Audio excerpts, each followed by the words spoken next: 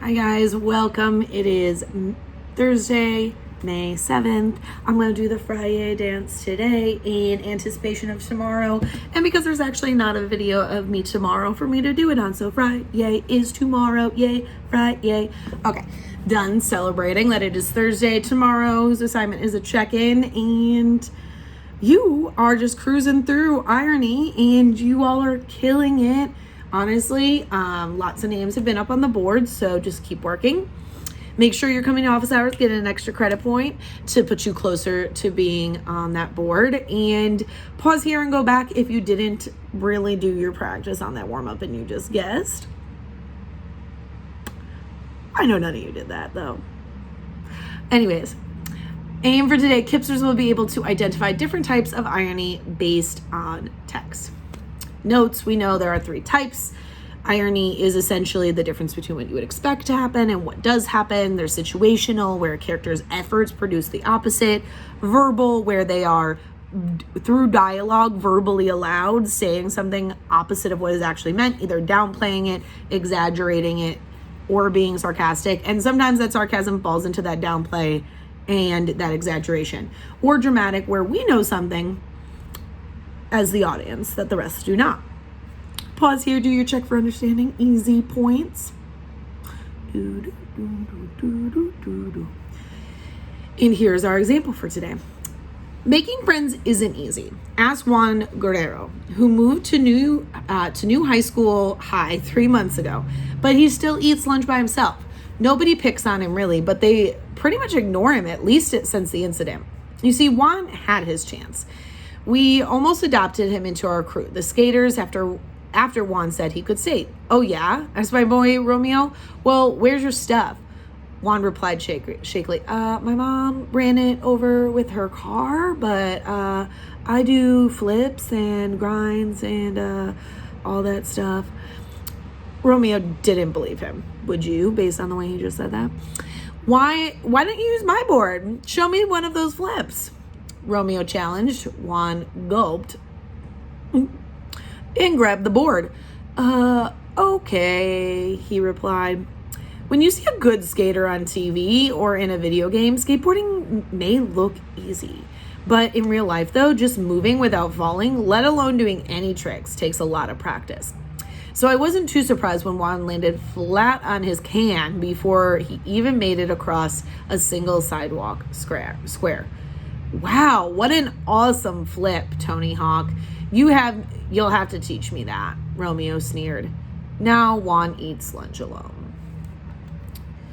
Part A, what statement best describes the irony in the situation above? A, Romeo and the boys are bullying Juan. B, Juan said he could flip, but he actually cannot.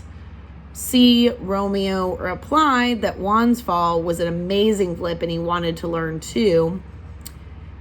D, Juan should have just told the truth and then he would have had friends. So actually, all of this is true statements. And this is the kind of question that is like gonna trip us up when it comes to irony. I'm trying to make them a little bit more difficult as we go. So Romeo and the boys are bullying Juan.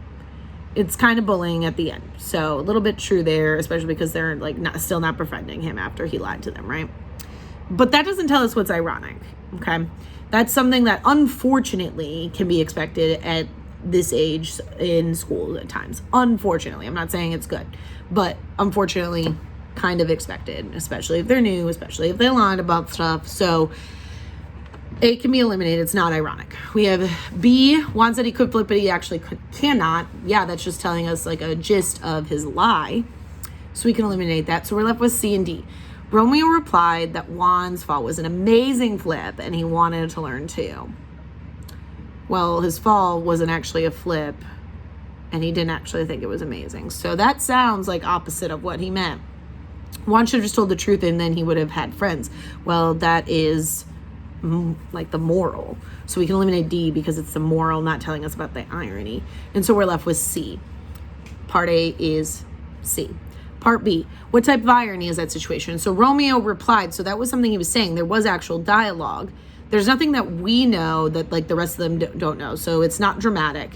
And because the irony is what Romeo said, his reply his verbalization, he was exaggerating how cool Juan looked when he fell on his behind instead of being able to ride the skateboard. So he was being sarcastic and he was exaggerating. So it is verbal irony.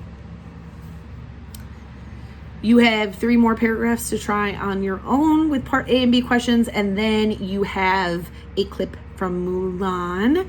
Decide what type of irony is it depicted in this clip, if any, and then explain that choice. Just like yesterday, the explain part is worth 3 points. So make sure you're really clear, reference the definitions, go back and re-listen to the beginning of this video if you need to, and then do your Lexia for today. And call me, beat me, if you want to reach me. Oh yeah, if you watch the video this far, send me a text and I will give you 3 extra credit points for today if you watched it this far.